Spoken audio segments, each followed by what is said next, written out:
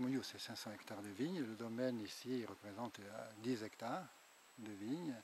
Le bio, parce que pour moi, le bio, eh bien, il s'est imposé le jour où j'ai repris le domaine, il y a 40 ans maintenant. Et mon père pratiquait déjà cette méthode de travail. Je pense que mon grand-père le faisait aussi, puisque au-delà du domaine du Clos de Bernard, et je pense que l'ensemble des domaines de l'appellation pratiquaient ce genre de culture. Donc c'est quelque chose qui était irréfléchi, normal, naturel, de façon naturelle.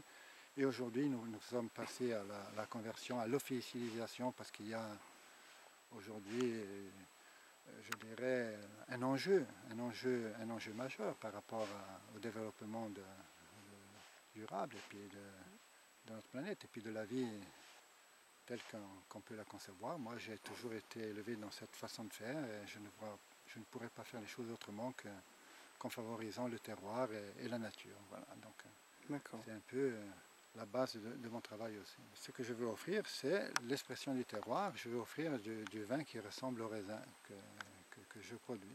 C'est du vin qui est issu d'un raisin et d'un raisin naturel. Donc c'est du jus de fruits fermenté qui devient du vin. Donc c'est un peu, les racines vont profondément dans le sol. La vigne, c'est l'histoire de l'humanité. Voilà, ça va très loin. Oui, je pense que pour moi, le vin, eh bien, il reflète un peu l'histoire d'une famille, mais au-delà de l'histoire de la famille, c'est l'histoire de la vie. La vigne, c'est emblématique, c'est comme l'olivier, c'est comme le châtaignier, ça va rechercher, c'est très profond.